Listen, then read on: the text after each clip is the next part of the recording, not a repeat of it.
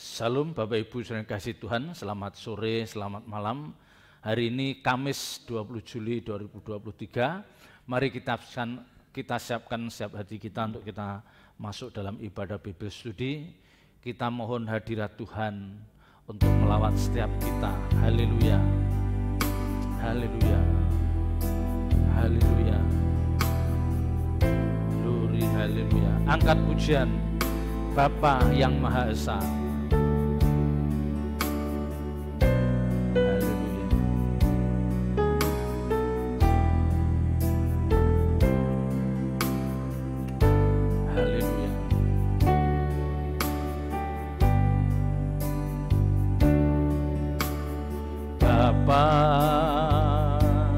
Yang Maha Esa, aku mengasihimu, Bapa Elohim Yahweh, aku menghormatimu, Bapa yang Maha Esa. Bapa yang Maha Esa, aku mengasihimu, Bapa Elohim Yahweh, aku menghormatimu, Bapa Tuhan Allahku, Engkau layak dipuji, Bapa Maharajaku, Engkau layak disembah. Katakan Bapa yang Maha Esa. Haleluya. Bapa yang Maha Esa, aku mengasihimu, Bapa Elohim Yahweh, aku menghormatimu, Bapa Tuhan Allahku, Engkau layak dipuji, Bapa Maharajaku, Engkau layak disembah.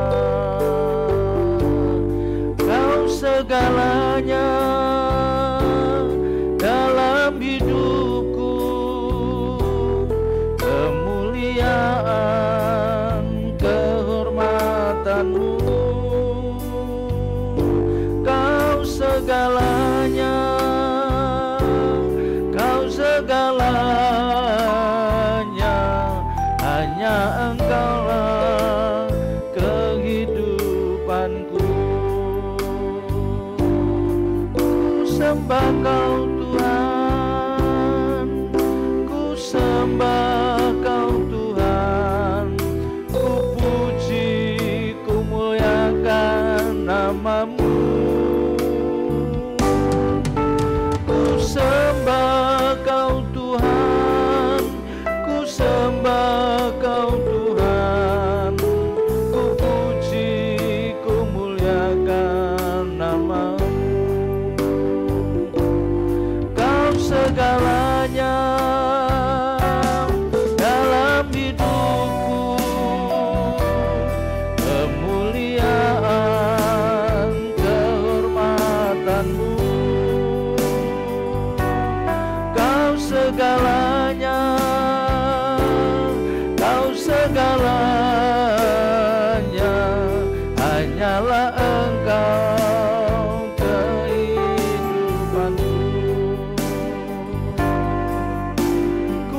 sembah Kau Tuhan, ku sembah Kau Tuhan, ku puji, ku muliakan nama-Mu.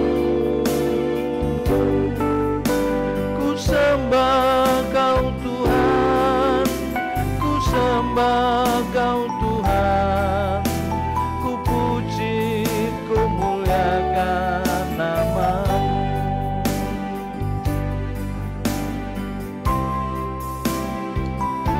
Haleluya. Katakan Bapa yang Maha Esa.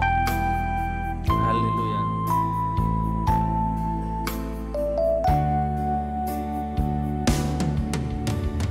Bapa yang Maha Esa, aku mengasihi-Mu. Bapa Elohim Yahweh, aku menghormati-Mu. Bapa Tuhan Allahku, Engkau layak dipuji. Bapa Maharajaku, Engkau layak disembah. Kau segalanya dalam hidupku, kemuliaan, kehormatanmu. Kau segalanya, Kau segalanya, hanyalah Engkau kehidupanku. Ku sembah Kau Tuhan, ku sembah Kau Tuhan, ku puji, ku muliakan nama-Mu. Ku sembah Kau Tuhan, ku sembah Kau Tuhan, ku puji, ku muliakan nama-Mu. Kau segalanya dalam hidupku, kemuliaan, kehormatanmu. Kau segalanya, Kau segalanya, hanyalah Engkau kehidupanku. Ku sembah Kau Tuhan, ku sembah Kau Tuhan, ku puji, ku muliakan nama-Mu. Ku sembah Kau Tuhan, ku sembah Kau Tuhan, ku puji, ku muliakan nama-Mu. Ku puji, ku muliakan nama-Mu. Ku puji, ku muliakan nama-Mu.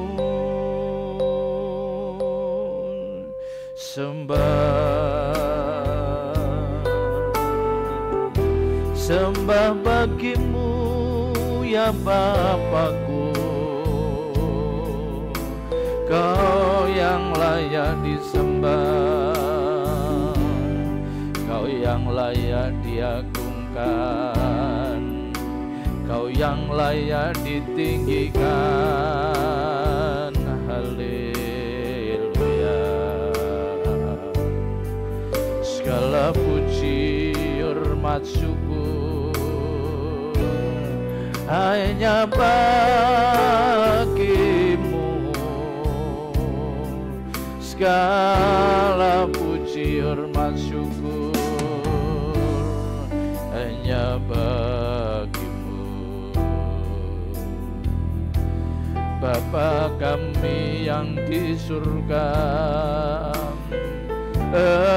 Engkaulah sumber kekuatan kami, Engkaulah sumber pertolongan kami ya Bapa. Engkaulah sumber kehidupan kami, hanya padamu kami berharap, hanya padamu kami berserah. Haleluya,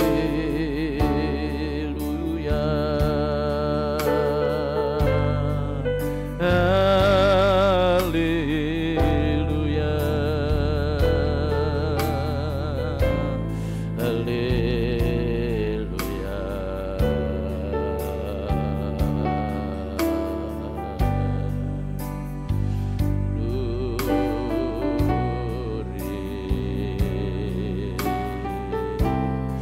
Haleluya, haleluya.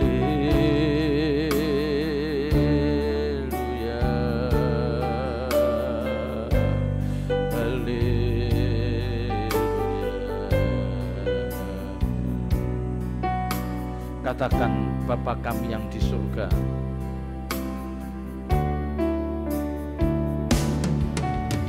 Bapa kami yang di surga, betapa Engkau mulia. Datanglah kerajaanmu, jadilah kehendak-Mu di bumi seperti di surga. Kami anak-Mu di sini, di hadirat-Mu yang suci. Diri-Mu kami hormati di dalam ketulusan dengan segenap hati.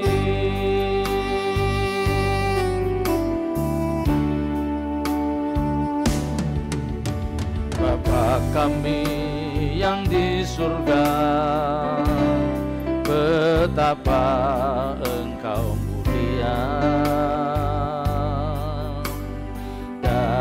Datanglah kerajaan-Mu, jadilah kehendak-Mu di bumi seperti di surga. Kami anak-Mu di sini, di hadirat-Mu yang suci. Diri-Mu kami hormati di dalam ketulusan dengan segenap hati.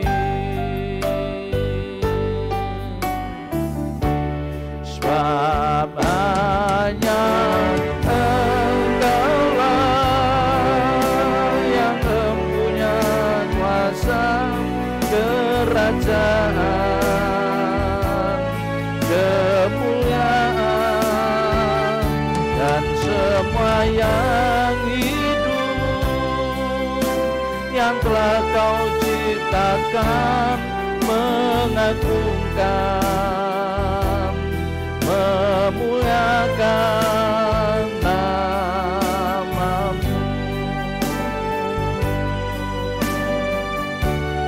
Sebab hanya Engkaulah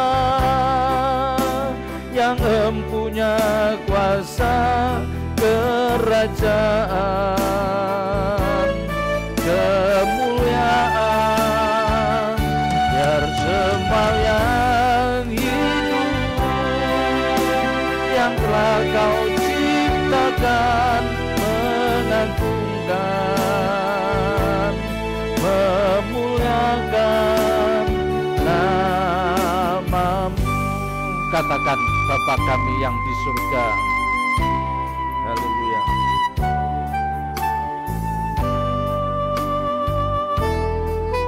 Haleluya. Bapa kami yang di surga, betapa Engkau mulia. Datanglah kerajaan-Mu, jadilah kehendak-Mu di bumi seperti di surga. Kami anak-Mu di sini, di hadirat-Mu yang suci. Diri-Mu kami hormati di dalam ketulusan dengan segenap hati.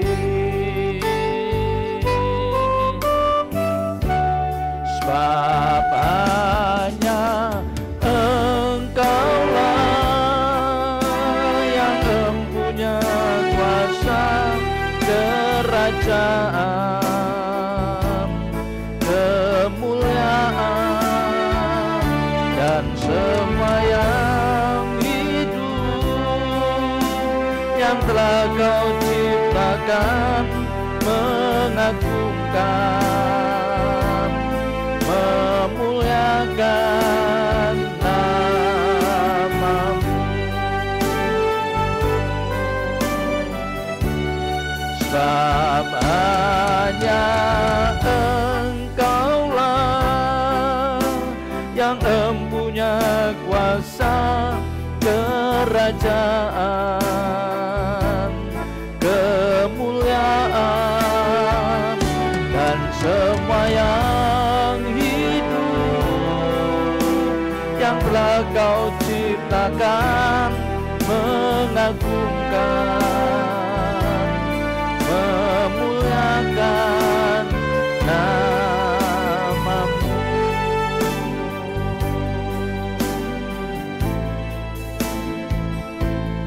Mengagungkan, memuliakan nama-Mu. Hanya Kau yang layak diagungkan, hanya Kau yang layak ditinggikan. Maharaja Allah Israel, Elohim sesembahan kami. Hanya Kau yang layak ditinggikan, hanya Kau yang layak dipermuliakan. Haleluya.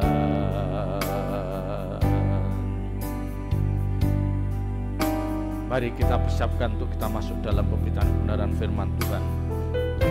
Angkat pujian, bawaku terbang tinggi.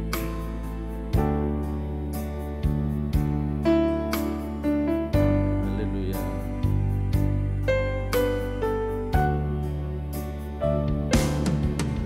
Bawaku terbang tinggi ke dalam kemuliaan-Mu.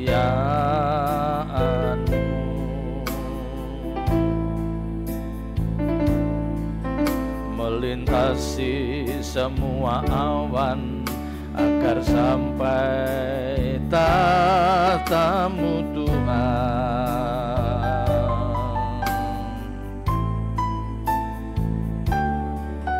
Ku persembahkan korbanku, segala hormat pujian bagi-Mu.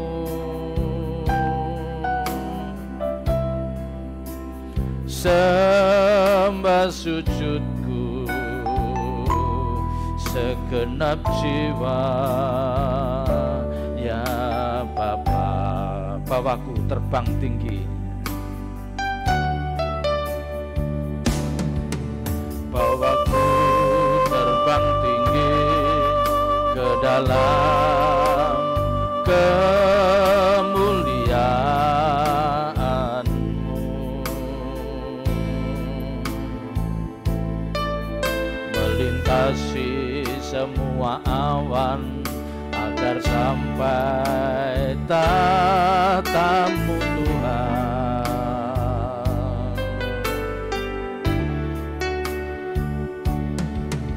Ku persembahkan korbanku, segala hormat pujian bagi-Mu.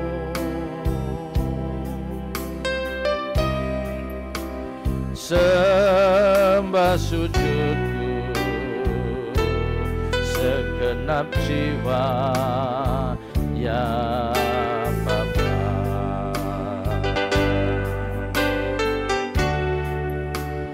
Kau Maha besar,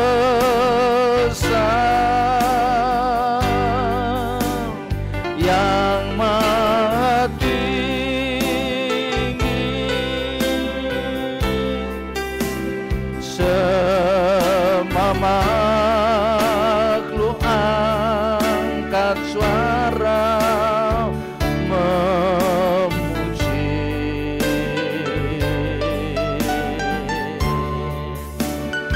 Nama-Mu kudus, kudus, kuduslah.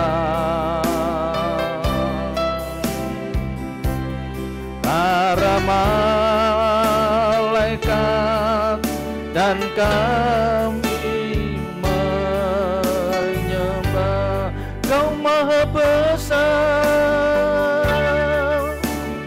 Kau Maha besar,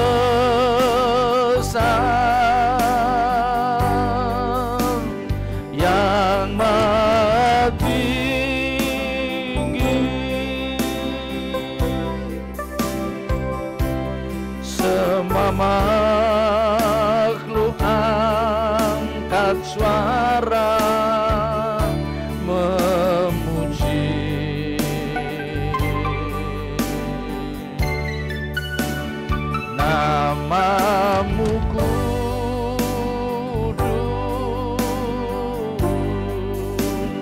kudus, kuduslah. Para malaikat dan kami menyembah. Para malaikat dan kami menyembah.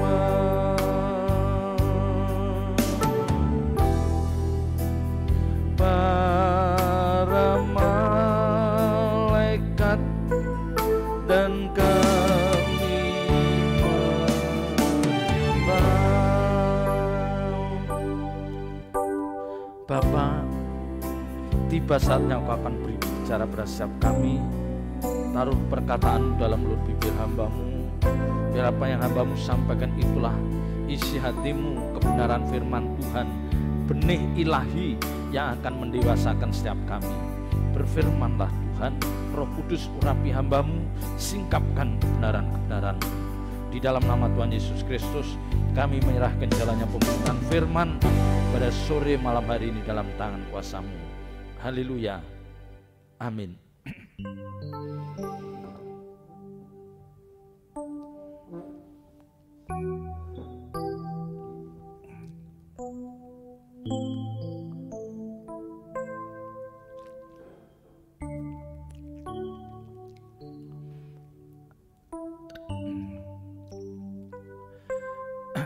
Bapak Ibu saudara yang kasih Tuhan, ketekunan Bapak Ibu saudara dan saya sebagai orang percaya untuk terus belajar kebenaran firman Tuhan, seharusnya ya seharusnya makin membuat kita itu mengenal Tuhan.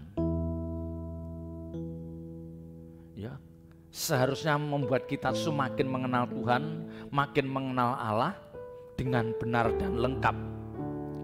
Yang akhirnya Bapak Ibu Saudara, kita akan memperlakukan yang mulia Tuhan Yesus Kristus, kita akan memperlakukan Allah Bapa di surga itu dengan pantas, ya, dengan benar. Nah, ya, kalau kita sudah bisa memperlakukan Tuhan dengan benar, dengan pantas, ya, inilah awal hidup kita yang akan berjalan bersama Tuhan. Ya, mengapa saya menyampaikan hal ini?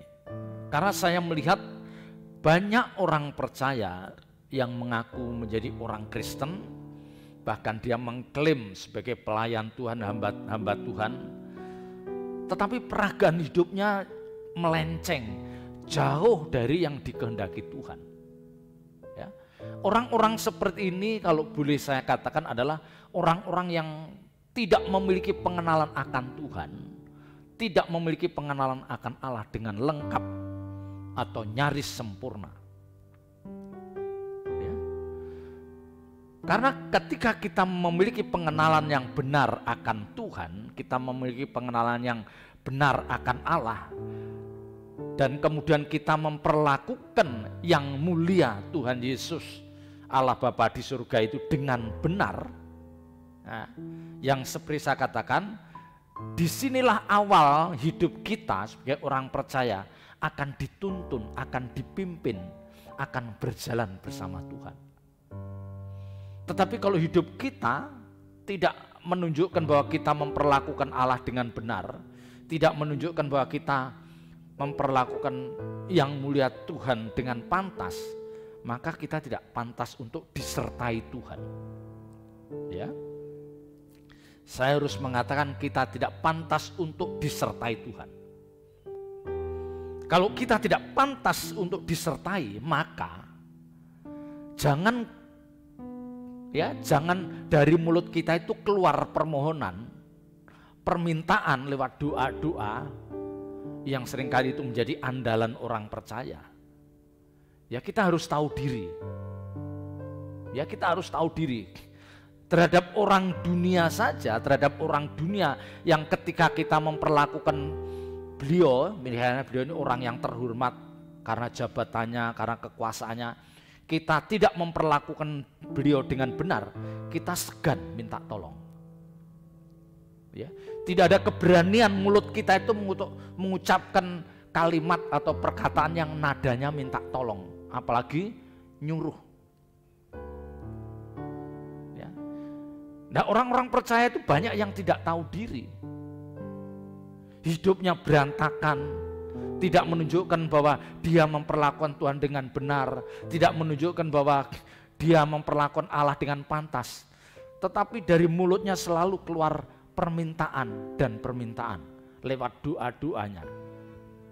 Ya, yang itu seringkali nadanya justru apa? Menyuruh. Coba kita renungkan dengan teduh.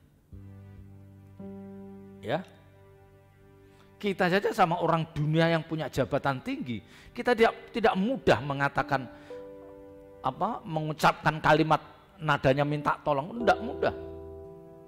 Ya, karena kita tahu kita belum berbuat banyak untuk beliau ini, untuk pejabat ini, kita belum berbuat banyak. Ya, jadi ada keengganan untuk kita minta tolong. Nah, tetapi kenapa justru sama Tuhan itu enak saja minta tolong? Coba kita sudah berbuat apa untuk Tuhan? Ya, kita sudah berbuat apa untuk Tuhan? Kita renungkan. Nah, kalau Bapak Ibu Saudara tidak memperlakukan Tuhan dengan benar dan hidup kita seenaknya, nah ini tidak mungkin kita akan berjalan bersama Tuhan. Nah, kalau orang percaya, kalau seseorang tidak berjalan bersama Tuhan, berarti dia berjalan dengan kuasa kegelapan. Ini logikanya begitu. Kalau Anda tidak berjalan bersama Tuhan, kalau Anda tidak dipimpin oleh Tuhan, Anda akan berjalan dengan kuasa kegelapan, Anda akan dipimpin setan. Ini logik. Ya. Maka Bapak Ibu Saudara sebagai orang tua yang benar itu, yang kita sudah menjadi Kristen puluhan tahun itu, jangan hanya membanggakan karena apa? Karena sesuatu yang kita tidak memahami dengan lengkap. Misalnya tentang iman. Ya, kita diselamatkan bukan karena perbuatan baik. Ya memang itu benar. Ya, tetapi karena ada kalimat yang mengatakan bahwa kita diselamatkan bukan karena perbuatan baik, sehingga banyak orang percaya menilai seolah-olah perbuatan baik itu tidak penting. Ya. Ya.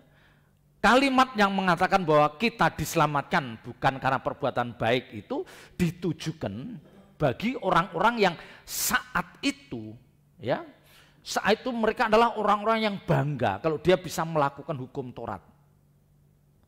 Ya, kalau dia bisa melakukan hukum Taurat, dia merasa tidak bercela di hadapan Tuhan. Dia mengatakan, ini loh, aku berbuat baik, maka aku pantas diselamatkan, maka aku pantas masuk langit baru bumi baru. Orang-orang ini yang tidak tahu, orang-orang ini yang tidak menghargai, menghormati korban Kristus di kayu salib.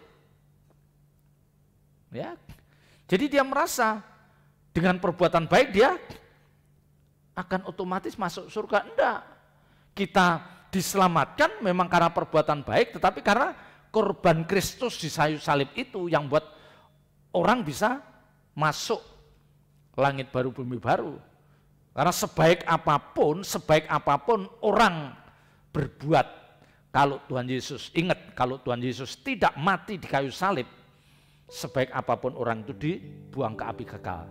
Tetapi karena Tuhan Yesus mati di kayu salib, maka perbuatan baik kita baru diperhitungkan. Dan perbuatan baik kita harus sebagai ucapan apa? Rasa ucapan syukur karena telah kita diselamatkan oleh Tuhan.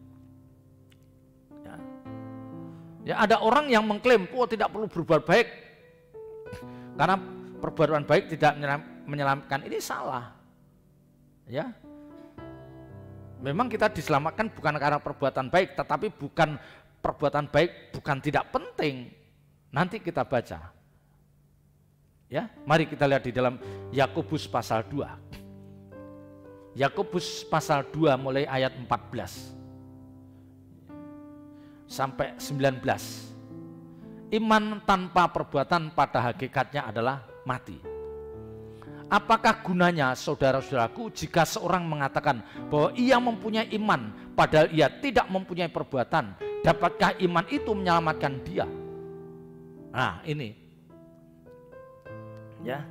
Jadi sementara ada orang-orang yang bangga karena perbuatan baiknya, ya, dia merasa tidak perlu, dia merasa bahwa dengan perbuatan baik aku akan masuk surga tanpa perlu menghormati korban Kristus di kayu salib. Ini orang ini salah, ya, sesat kalau mengatakan gitu. Karena orang bisa masuk langit baru bumi baru itu karena korban Kristus di kayu salib, bukan karena perbuatan baik. Tetapi sebaliknya, kalau dia mengaku punya iman tetapi dia tidak bisa menunjukkan perbuatan baik, ini juga salah. Ya. Apa gunanya saudara-saudaraku jika seorang mengatakan bahwa ia mempunyai iman padahal ia tidak mempunyai perbuatan? Dapatkah iman itu menyelamatkan? Jadi dia mengatakan, aku iman, aku percaya bahwa Tuhan Yesus mati di kayu salib untuk menebus dosa semua umat manusia. Aku punya iman, aku percaya Tuhan satu-satunya utusan Allah yang benar. Tuhan Yesus mati di kayu salib menebus dosa kita semua. Aku percaya pada Tuhan. Nah, ini hanya percaya orang ini, tetapi imannya, percayanya dia sebagai orang percaya tidak pernah diwujudkan dalam perbuatan baik. Nah, ini juga salah. Ya. Jadi kita harus memahami, iman harus disertai dengan perbuatan baik, karena perbuatan baik itu menunjukkan bahwa saya beriman. Kita tidak bisa hanya iman di mulut saja tapi perbuatan baik kita tidak ada. Nggak bisa. Ayat 15. Jika seorang saudara atau saudari tidak mempunyai pakaian dan kekurangan makanan sehari-hari, ayat 16, dan seorang dari antara kamu berkata, selamat jalan, kenakanlah kain panas dan makanlah sampai kenyang, tetapi ia tidak memberikan kepadanya apa yang perlu bagi tubuhnya, apakah gunanya itu? Jadi kalau Bapak Ibu Saudara dan saya, ya, kedatangan orang, ya, kita punya saudara, punya family, punya sahabat yang benar-benar kita tahu dia kekurangan dalam hal makan, ya, karena mungkin kena PHK, ya, sewa kontrak rumah belum dibayar, kena PHK, anak butuh biaya banyak sehingga dia kekurangan dalam hal makan, ya, untuk makan aja nggak bisa, bahkan ya untuk bayar listrik pun nggak bisa. Terus Bapak Ibu Saudara dan saya yang sebagai orang percaya yang diberkati dengan keuangan yang cukup, saudara hanya mendoakan. Wah, saya doakan semoga Tuhan menolong. Ini kan kelihatannya kan rohani. Ya, ini kan kelihatannya kan rohani, kelihatannya. Kenapa Anda tidak mau, ya, merogoh kocek, ya, mengeluarkan dompet, membagi berkat uang itu kepada saudara kita yang kita tahu bahwa dia benar-benar dalam kekurangan, ya, hanya mendoakan. Ya memang mendoakan sih tidak salah, kita memang harus saling mendoakan, tetapi jangan kalimat mendoakan itu untuk menutupi karena kita pelit, karena kita egois, ya, karena kita tidak mau kenyamanan kita diganggu. Ini enggak ada artinya. Anda punya iman pun tidak pernah ditunjukkan lewat perbuatan, itu juga tidak menyelamatkan iman seperti ini. Ya. Karena iman dan perbuatan itu harus satu paket. Untuk mengatakan bahwa orang itu beriman, orang harus melihat bahwa orang itu juga melakukan perbuatan baik. Ya, jadi tidak cukup kita hanya memuji, mengakui Tuhan Juru Selamat, ya, Dialah penebus satu-satunya, tapi kita sama sekali tidak berbuat apapun untuk menolong orang lain. Itu bukan iman yang benar. Dan orang-orang seperti ini, kalau tidak cepat, ya, kalau tidak cepat bertobat, dia akan disingkirkan Tuhan. Ya, karena pada dasarnya orang-orang yang seperti ini, orang yang pelit, orang yang kikir, Alkitab katakan orang kikir tidak masuk surga. Karena orang kikir, orang pelit itu intinya dia adalah orang yang egois. Ya, dia mau kelihatan lebih hebat dari yang lain. Dia tidak mau diganggu kenyamanannya. Padahal Alkitab mengajarkan apa? Kita harus menjadi anggur yang tercurah, roti yang terpecah bagi saudara-saudara kita yang memerlukan pertolongan kita. Ya, jadi Bapak Ibu Saudara jangan bersembunyi di balik rasa ego kita itu, rasa pelit kita itu. Wah, kita doakan, yuk mari kita berdoa. Ya memang berdoa ya berdoa, tetapi jangan kita tidak bertindak yang itu adalah perwujudan dari iman kita kepada Tuhan. Ya.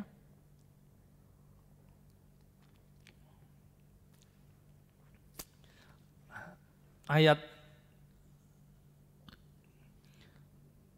17. Demikian juga halnya dengan iman. Jika iman itu tidak disertai perbuatan, maka iman itu pada hakikatnya adalah mati. Mati. Ya, mestinya Bapak Ibu Saudara, mestinya, ya, kan Alkitab katakan iman bertumbuh dari pendengaran oleh firman Kristus. Jadi semakin Bapak Ibu sering mendengar firman, semakin kita diperkaya oleh kebenaran-kebenaran firman yang itu sangat luar biasa. Bapak Ibu Saudara mestinya, harusnya menjadi orang yang semakin tidak mencintai dunia. Ya, makin mengerti firman, makin tidak mencintai dunia. Ya, makin bisa berbuat untuk murah hati. Ya. Karena ketika orang itu memahami kebenaran firman Tuhan, pemahamannya akan mengerucut. Ya, pemahaman kita akan mengerucut seperti yang pernah saya katakan. Apa? Ya. pemahaman kita akan mengerucut bahwa apa? Hidup di dunia ini bagaikan uap. Ya, bagaikan bunga rumput yang pagi segar, sore layu. Uap sebentar kelihatan lalu hilang. Ya, yang pernah saya katakan kalau orang Jawa bilang urip neng donya sak dermo mampir ngombe. Hidup di dunia ini sekedar hanya mampir untuk minum.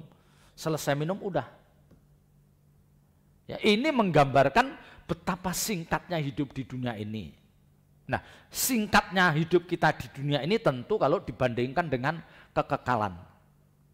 Ya, hidup setelah kematian itulah hidup yang sesungguhnya. Ingat, hidup yang sesungguhnya itu hidup setelah kematian. Dan itu kehidupan yang tidak berujung. Tidak berujung. Makanya hidup di dunia yang hanya 70-80 tahun itu diibaratkan apa? Singkat, seperti uap, bagaikan bunga rumput. Karena dibandingkan dengan kekekalan ribuan miliar tahun yang tidak pernah bisa, ya, yang tidak akan berakhir.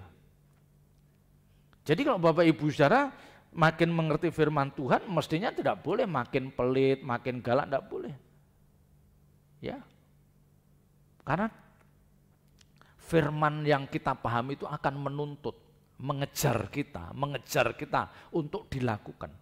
Kalau itu firman yang benar, pasti mengejar Bapak Ibu untuk dilakukan. Ya, makanya kalau orang beriman terus dia tidak melakukan apapun, ya, mati dikatakan ini, mati. Ayat 18.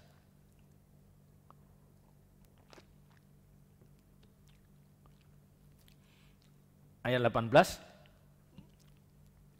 Tetapi mungkin ada orang berkata, padamu ada iman dan padaku ada perbuatan. Aku akan menjawab dia, tunjukkanlah kepadaku imanmu itu tanpa perbuatan, dan aku akan menunjukkan kepadamu imanku dari perbuatan-perbuatanku. Ya, jadi memang ada sekelompok orang yang bangga dengan iman. Wah, punya iman. Ya, apalagi dia mengklaim sebagai pelayan Tuhan, sebagai hamba Tuhan. Dia menganggap bahwa iman seperti itu iman yang cukup menyelamatkan. Ya. Tetapi ada orang yang memahami, melihat kehidupan mereka, dia katakan, tunjukkanlah imanmu lewat perbuatanku. Aku akan menunjukkan imanku dengan perbuatan.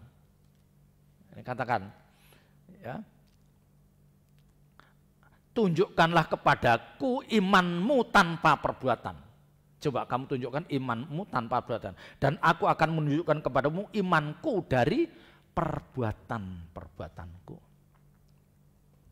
Ya, ingat, ya, orang dihakimi menurut bukan iman, perbuatan.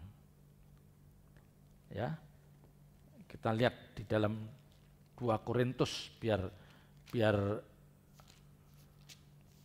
ya, kita lihat di dalam 2 Korintus pasal 5 yang 2 Korintus pasal 5 ayat 10. Sebab kita semua harus menghadap tahta pengadilan Kristus. Ingat, kita semua harus menghadap tahta pengadilan Kristus, supaya setiap orang memperoleh apa yang patut diterimanya sesuai dengan yang dilakukannya. Jadi sesuai dengan yang dilakukannya, bukan sesuai yang dikatakannya, bukan. Ya, sesuai dengan yang dilakukannya dalam hidupnya ini, baik ataupun jahat. Yang kita lakukan apa sekarang? Ya, kita pernah melakukan apa? Itu yang dihakimi. Ya, jadi jangan bangga kalau wah kita iman, tapi perbuatannya nol besar. Ya, sampai orang mengatakan, aku tidak menemukan sesuatu yang istimewa dari hidup orang percaya satu ini. Ya, mungkin ada orang-orang yang di dalam hatinya mengatakan, aku tidak menemukan sesuatu yang istimewa, yang bisa dibanggakan dari hidup orang Kristen satu ini, yang tiap hari ke gereja, tiap tengah minggu ke gereja, ya, jadi panitia di gereja. Tapi aku tidak menemukan satu perbuatan, satu tindakan ya, yang memberkati orang lain. Karena apa?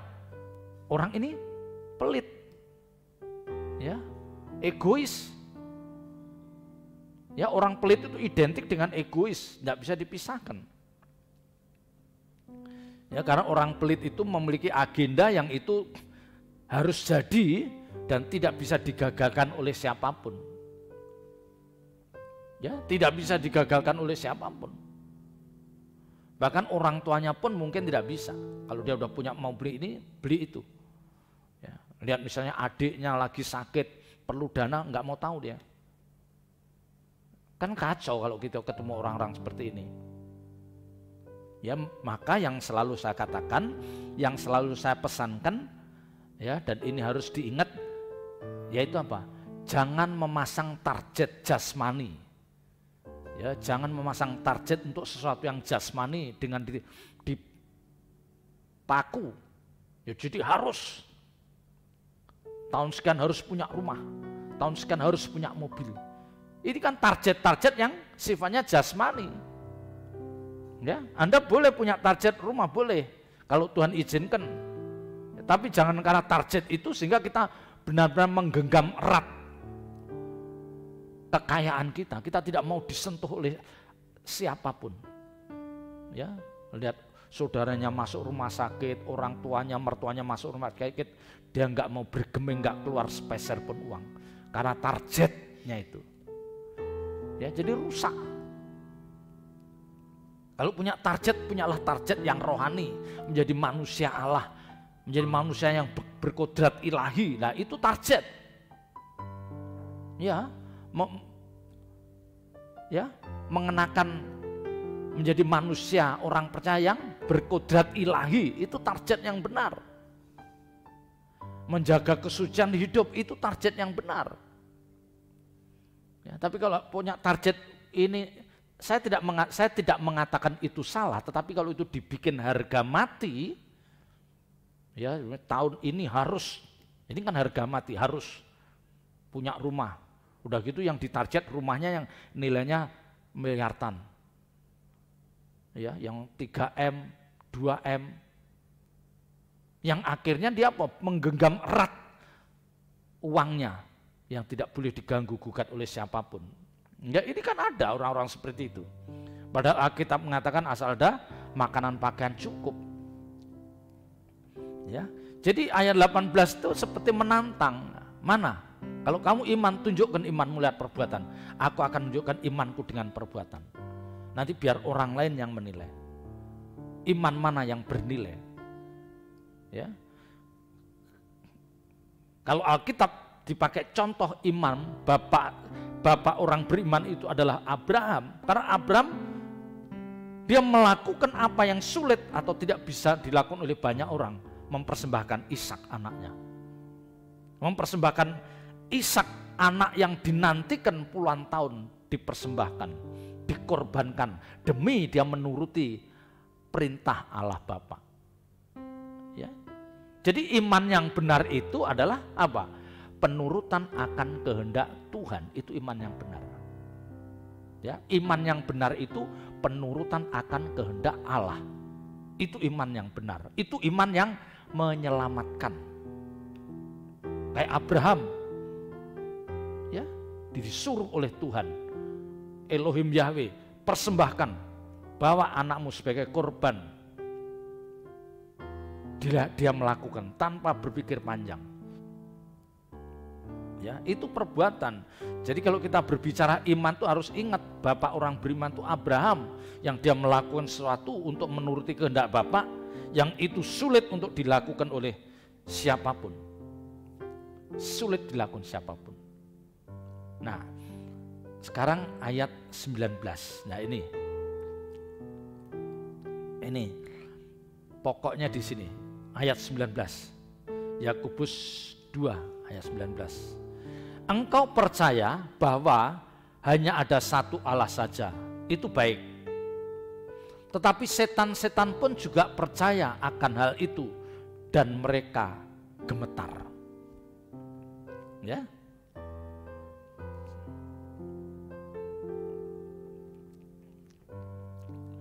Kebenaran ini menyingkapkan, kebenaran ini tidak menyingkapkan bahwa setan pun percaya bahwa Allah itu esa, Allah itu tunggal. Ya, dialah penguasa jagat raya ini. Ya, olehnya setan gemetar. Ya. Jadi setan pun percaya bahwa Allah itu esa, Allah itu tunggal.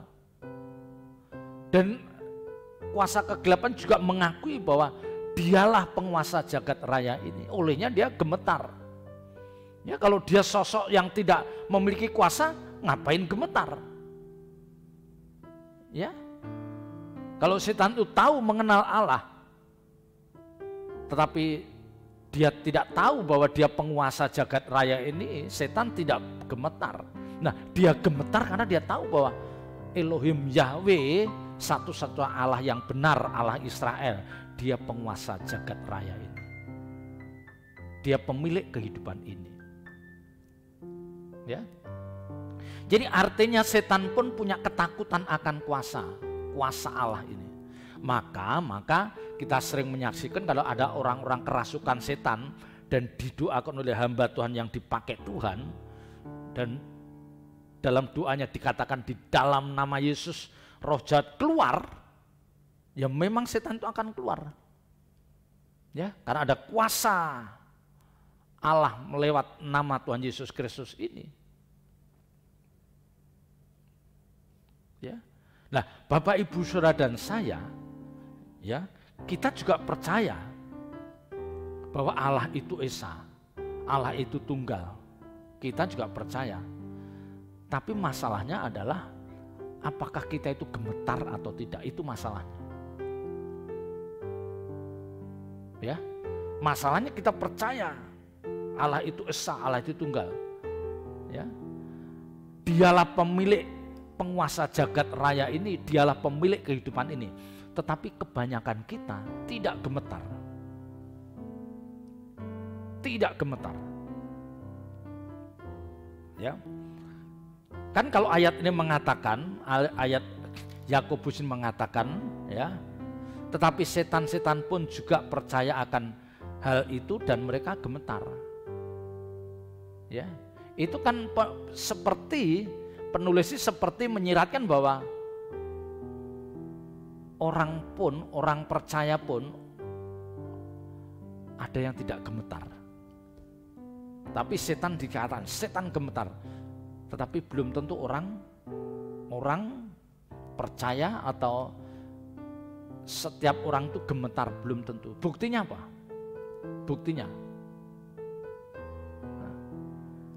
Buktinya banyak orang menjalani hidup ini dengan seenaknya. Ya, menjalani hidup ini dengan seenaknya. Dia tidak takut akan Tuhan.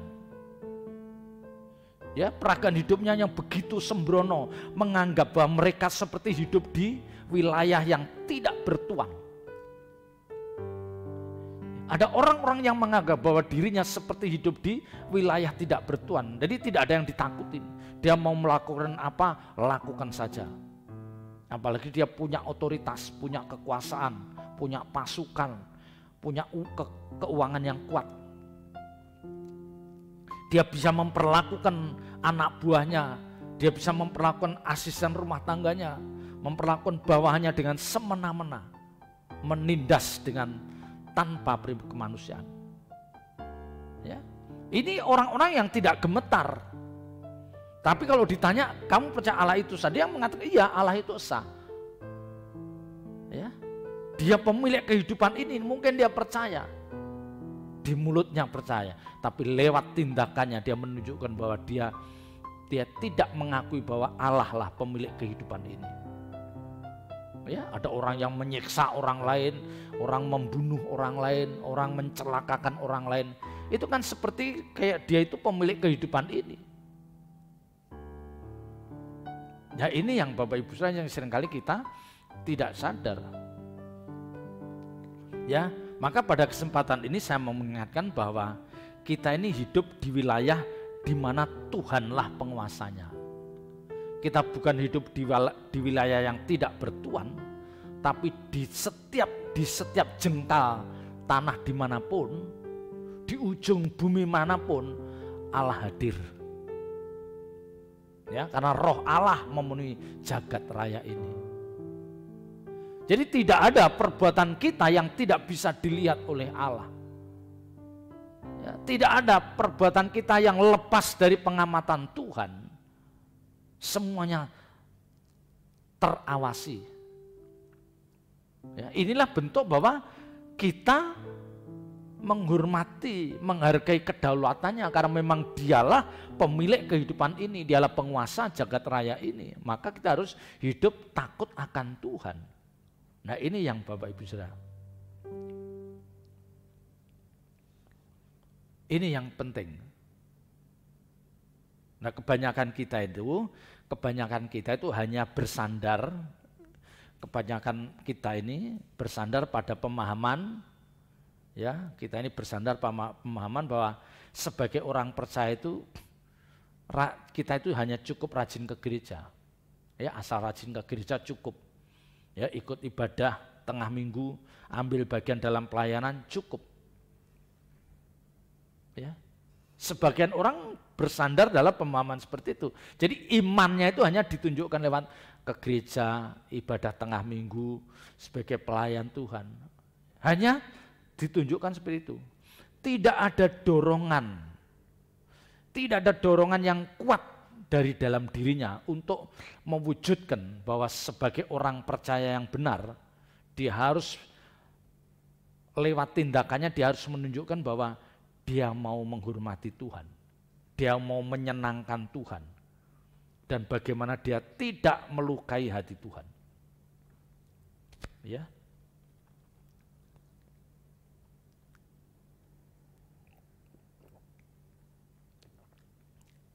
Kalau mau jujur kan kita menilai banyak orang percaya seperti itu. Ya, dorongan yang kuat dari dalam diri kita.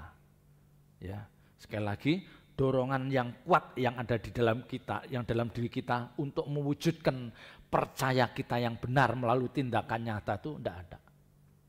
Ya, jadi udah beriman aja, ngambang. Tapi dorongan yang kuat untuk berbuat baik, untuk sebagai perwujudan bahwa kita orang beriman itu enggak kuat. Ya, enggak kuat. Apalagi sampai berpikir bagaimana aku menyenangkan hati Tuhan, bagaimana aku tidak melukai hati Tuhan. Enggak pernah berpikir. Banyak orang percaya tidak pernah memikirkan hal itu. Ya, mereka seperti dikunci dengan kalimat percaya. Asal percaya, asal punya iman. Ya, karena kamu diselamatkan bukan karena perbuatan baik. Ya, dikunci dengan kalimat-kalimat seperti itu yang pemahamannya salah. Ya. Karena gini Bapak Ibu Saudara, pada dasarnya setiap tindakan atau setiap perbuatan kita itu akan mengarah pada hal-hal tertentu. Ya, ingat, pada dasarnya setiap tindakan atau perbuatan kita itu akan mengarah, akan mengerucut pada empat poin. Yang pertama, tindakan kita itu akan mengarah, bahwa itu akan bisa menunjukkan yang itu melukai atau menyakitkan Tuhan. Ya, jadi lewat tindakan itu orang akan menilai, kamu melukai hati Tuhan, kamu menyakiti hati Tuhan. Tindakan yang pertama pasti ya, orang-orang yang hidupnya ceroboh, yang dia sudah mengerti kebenaran, tapi dengan mudahnya dia melukai sesamanya, dengan mudahnya dia menyakiti hati orang lain, dengan mudahnya dia memperlakukan pasangan hidupnya dengan tidak pantas, ya, dengan mudahnya dia memperlakukan orang tuanya dengan tidak pantas. Ya, ini tindakan-tindakan orang-orang yang ujungnya melukai hati Tuhan atau menyakitkan hati Tuhan, tapi orang tidak pernah memikirkan hal ini. Nah, ada orang yang melakukan tindakan Ya, tapi Tuhan menyaksikan biasa-biasa aja, no respon, enggak respon. Ya, memang itu memang wajib. Ya, ada orang yang melakukan tindakannya itu membuat Tuhan tersenyum. Wah, manggut-manggut, waduh, ya tersenyum. Tetapi yang paling dinantikan, bagaimana kalau tindakan orang percaya itu membuat Tuhan takjub dan Tuhan memberi nilai tinggi. Nanti akan saya jelaskan. Ya, jadi ini Bapak Ibu Saudara, maka saya mengatakan yang pernah saya katakan, ya, selalu ada kesempatan bagi kita, selalu ada kesempatan bagi Bapak Ibu Saudara dan saya untuk mengukir prestasi di hadapan Tuhan. Ada kesempatan kita untuk mengukir prestasi di hadapan Tuhan, itu ada. Kesempatan itu selalu ada. Nah, masalahnya adalah kita mau atau tidak. Kita mau atau tidak. Kalau kita mau mengukir prestasi di hadapan Tuhan, kita harus menyiapkan diri. Ingat, kita harus menyiapkan diri. Kita berbenah. Kita membenahi hidup kita. Karena kita tahu ada harga yang harus dibayar untuk kita bisa mengukir prestasi. Iya dong. Orang mau mengukir prestasi di dunia ini, dia harus bayar harga mahal. Dia berlatih. Kalau dia atletik, dia berlatih sehari bisa 4 jam, 6 jam. Ada harga yang harus dibayar. Kalau dia seorang akademisi, dia menghabiskan waktunya berjam-jam di perpustakaan, penelitian. Dia terus kerja keras memeras otak. Ada harga yang harus dibayar. Nah, kalau kita mau, kalau tidak mau, dia tidak ada keinginan untuk mengukir prestasi di hadapan Tuhan. Ya, dia tidak mau, dia tidak peduli dengan keberadaan Tuhan. Ya, karena dia menganggap bahwa dia hidup di daerah tidak bertuhan, maka dia tidak peduli. Nah, orang-orang yang tidak punya keinginan berbuat baik, yang tidak punya kemampuan kuat untuk mengukir prestasi di hadapan Tuhan, inilah orang-orang yang sejatinya sedang menapaki jalan menuju kebinasaan. Dan itu pilihannya.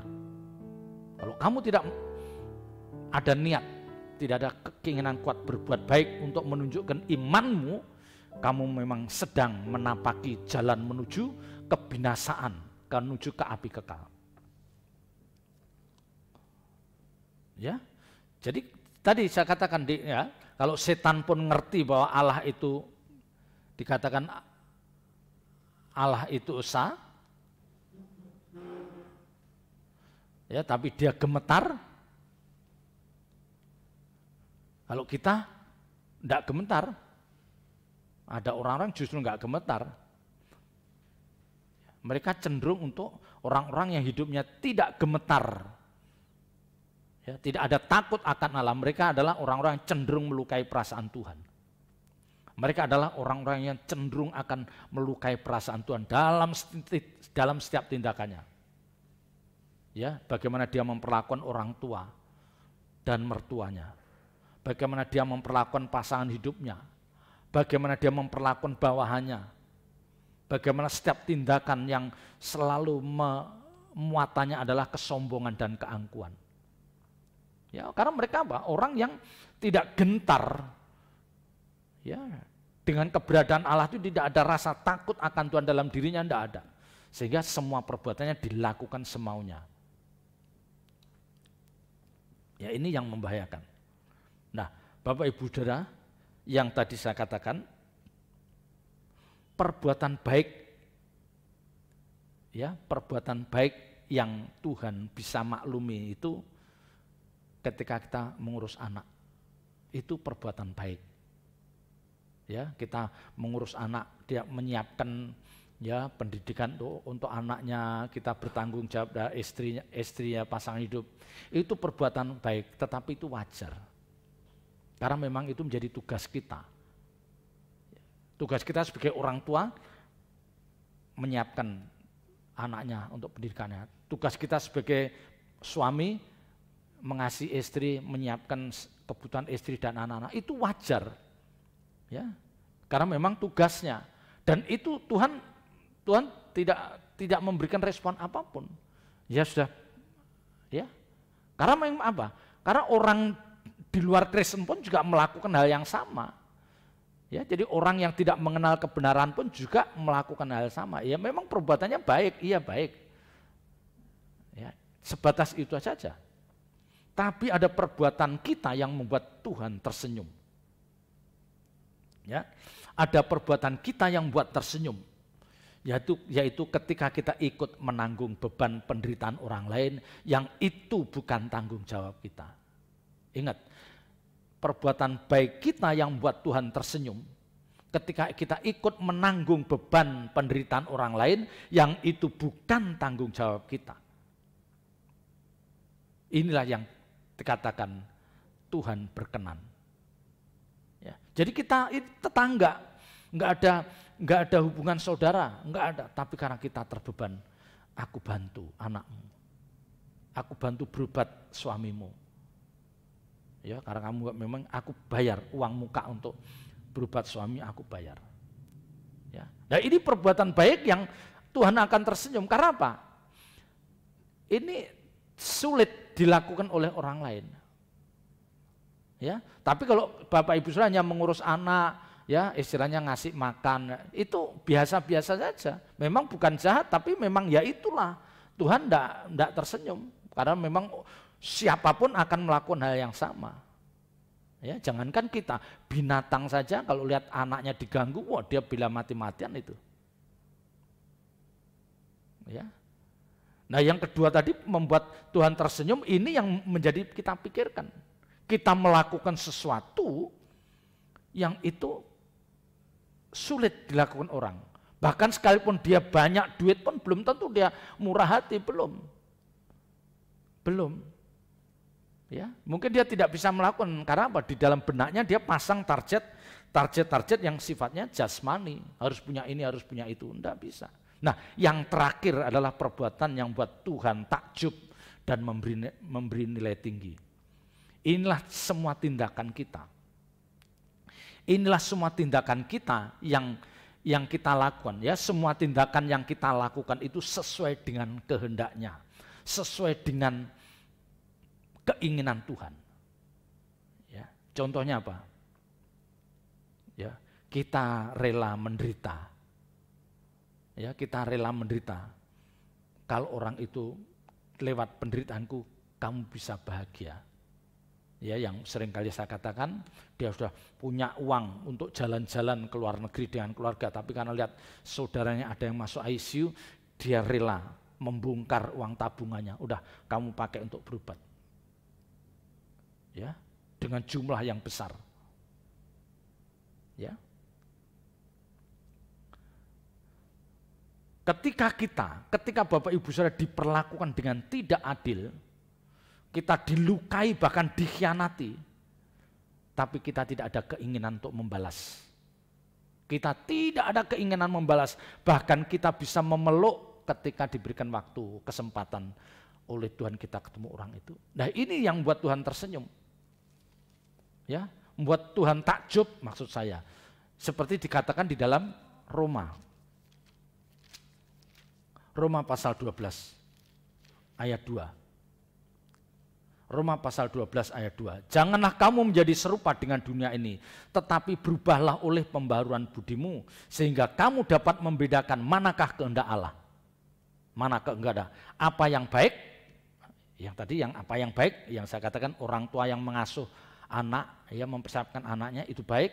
Yang berkenan, kita menolong orang lain, kita rela menanggung beban penderitaan orang lain yang tidak menjadi kewajiban kita, ya berkenan. Dan yang sempurna, nah ini yang sempurna itu yang buat Tuhan takjub, yang Tuhan akan memberi nilai tinggi. Ya. Jadi ketika kita dilukai, diperlakukan tidak adil, dikhianati, kita ada kesempatan untuk membalas sakit hati jiwa kita, tapi kita memilih diam dan tidak membalas. Kita masih bisa berbuat baik terhadap orang-orang yang jahat terhadap kita. Ya, kita masih ingin berbuat baik terhadap orang-orang yang menjahati kita, yang menzolimi kita. Tapi kita masih ada punya niat untuk berbuat baik. Nah, ini yang buat Tuhan takjub. Ya. Ya, ini yang buat Tuhan akan benar-benar puas. Karena apa? Tuhan mengingatkan, oh kamu melakukan apa yang aku kehendaki. Ya, jadi semua itu landasannya harus ada perasaan takut akan Tuhan dulu. Ya, jadi kita ada perasaan takut akan Tuhan dulu, karena inilah sikap untuk menghormati Tuhan, dan dari sinilah kita mulai berjalan bersama Tuhan. Karena ketika kita tidak ada rasa takut akan Tuhan, maka kita akan dibiarkan berjalan tanpa Tuhan menyertainya. Ya, jadi ingat Bapak Ibu Saudara dan saya diberikan kesempatan untuk berbuat baik, Dan Amsal 14 ayat 26 katakan, dalam takut akan Tuhan ada ketentraman yang besar, bahkan ada perlindungan bagi anak-anaknya. Ya, dalam takut akan Tuhan ada ketentraman yang besar.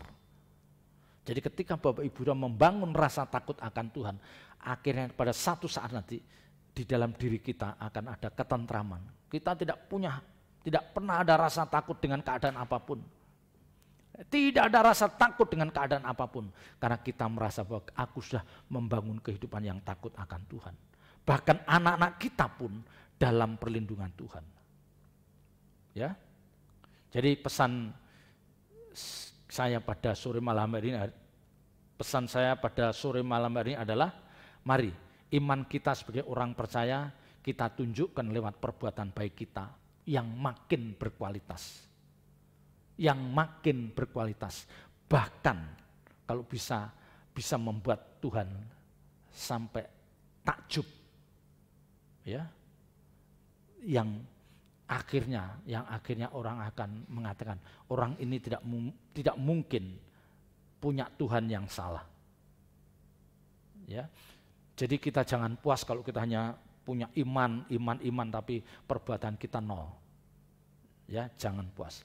Ya, perbuatan kita harus makin berkualitas, baik, berkenan dan sempurna. Ya, kalau yang sempurna itu tidak bisa dilakukan oleh orang non-Kristen, tidak. Kalau baik, berkenan mungkin bisa orang non-Kristen, tapi yang sempurna itu nyaris atau tidak bisa dilakukan oleh orang di luar Kristen, sulit, karena mereka tidak ada landasannya. Ya, kalau kita diajarkan tampar pipi kiri, kasih pipi kanan. Ya, kita mendoakan, kita memberkati orang-orang yang membenci kita. Orang lain tidak ada filosofi hidup seperti itu, tidak ada. Mata ganti mata, gigi ganti gigi. Ya, lu jual gua beli, nah, itu yang ada. Tetapi kalau kita yang mengerti kebenaran, kita akan makin meningkatkan kualitas perbuatan baik kita di hadapan Tuhan. Ya, selamat berjuang. Tuhan Yesus memberkati. Haleluya.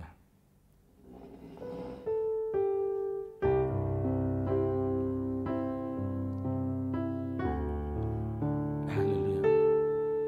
C.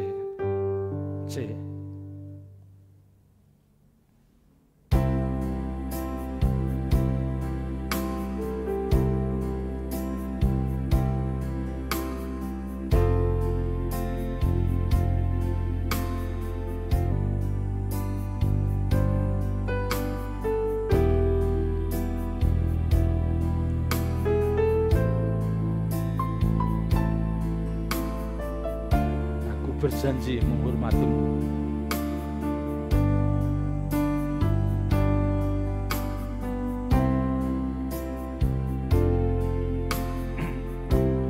Aku berjanji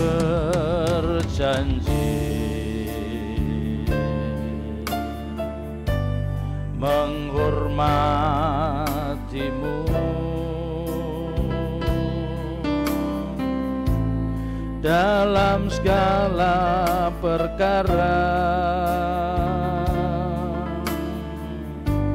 di matamu tak bercela. Aku berjanji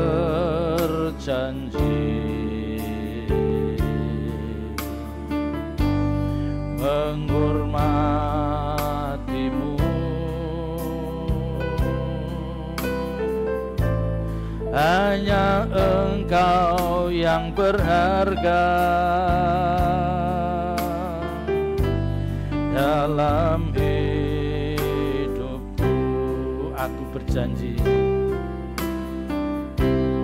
aku berjanji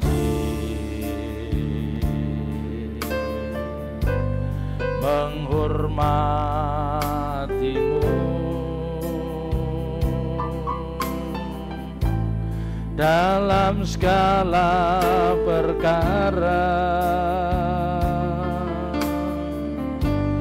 Di matamu tak bercela, aku berjanji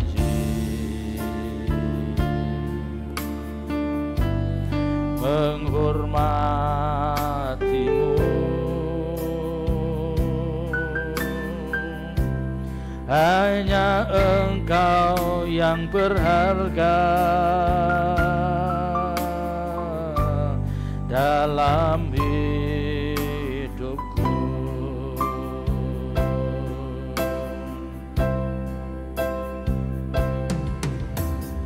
Ku menghormatimu, Bapa Yahweh yang di surga, di tempat maha tinggi yang maha suci. Ku menghormatimu, Bapa Yahweh yang ku cinta. Selamanya Kau ku sembah, ku puji dan ku puja. Ku menghormatimu, Bapa Yahweh yang di surga, di tempat maha tinggi yang maha suci. Ku menghormatimu, Bapa Yahweh yang ku cinta. Selamanya Kau ku sembah, ku puji dan ku puja. Selamanya Kau ku sembah, ku puji dan ku puja. Bapa di surga, kami bersyukur atas lawatan dan penyertaan dalam ibadah sore hari ini. Hamba-Mu telah menyampaikan kebenaran firman-Mu. Kiranya Roh Kudus memeteraikan dalam setiap diri kami ya Bapa. Ajar kami untuk melakukan, mengenakan kebenaran ini dalam hidup kami. Kami tahu Tuhan itu perlu perjuangan, tapi kami sadar tidak ada pilihan kecuali kami harus mampu menunjukkan iman percaya kami yang berkualitas lewat perbuatan-perbuatan kami yang memberkati banyak orang. Terima kasih ya Bapa, terima kasih. Kami menyerahkan sedang jemaat GSKI Ale Caci Manggis dalam tangan kasih-Mu. Juga saudara-saudara kami yang setia mengikuti ibadah streaming ini. Bapa, kiranya Engkau memberkati hidup mereka, memberkati pekerjaan mereka, memberkati usaha mereka, memberkati anak cucu menantu mereka, apapun yang mereka kerjakan menjadi berhasil, dan biarlah ini semua untuk kemuliaan nama-Mu. Kami menyerahkan bangsa dan negara kami dalam tangan kasih-Mu. Pakai Bapak Presiden, Bapak Wakil Presiden, dan seluruh pejabat tinggi negara. Kiranya oleh karena belas kasih dan kemurahan-Mu, Engkau mampukan para pemimpin bangsa ini membawa bangsa kami menjadi keadaan yang lebih baik di hari-hari mendatang. Terpuji namamu kekal selama-lamanya. Bapak Ibu Saudara kasih Tuhan, angkat kedua belah tangan, saudara terimalah berkat yang dari Allah Bapa. Dengan demikian Bapak Ibu Saudara yang dikasih Tuhan, terimalah nikmat berkat yang dari Allah Bapa, cinta kasih-Nya yang kekal dari Tuhan Yesus Kristus, dan dalam persekutuan kuasa Roh Kudus-Nya mulai saat ini sampai Maranatha, Tuhan menyertai perjalanan hidup Bapak Ibu Saudara. Dalam nama Tuhan Yesus Kristus kami berdoa dan mengucap syukur, dan semua yang percaya katakan amin.